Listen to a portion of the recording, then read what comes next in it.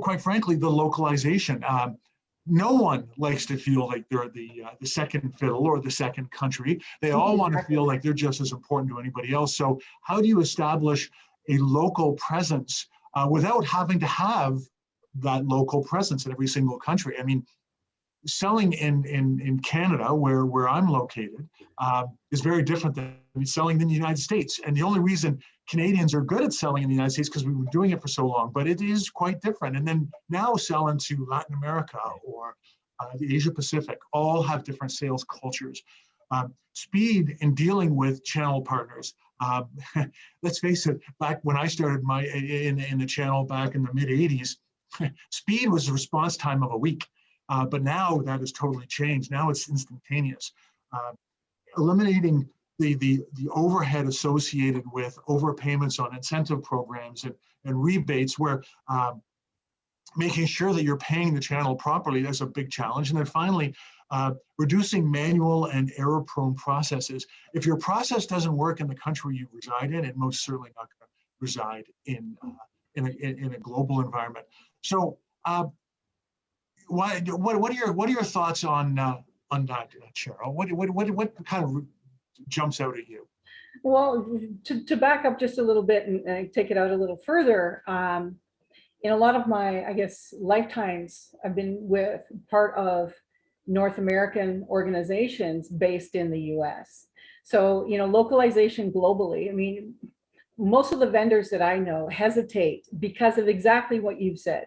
And as a process-driven person myself, anally process-driven, automation, reporting, stats, always been a problem. But if we even take it down to from North America to Canada, little Canada, right attached to North America, in my experience, Canada has, I guess with humor, been called the shoemaker's kids, because even just with Canada compared to the US, for example, in Canada, the majority of all companies in Canada are under 100 employees.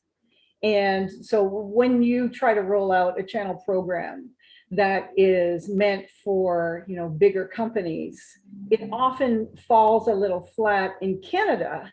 And, without that local knowledge of, the types of companies that are here, I mean, the only Fortune 500s that we're having here, probably over $1 billion are like 500 companies in Canada. And these are customers, this is all businesses in Canada.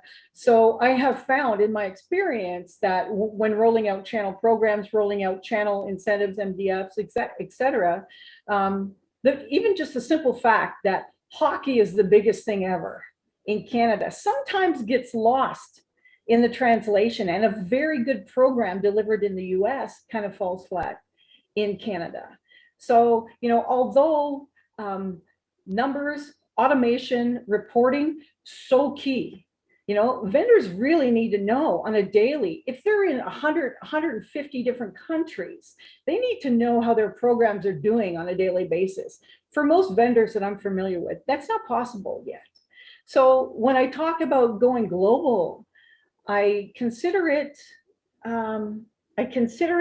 that you got to know, and what's the term that I typically use is meet them where they are.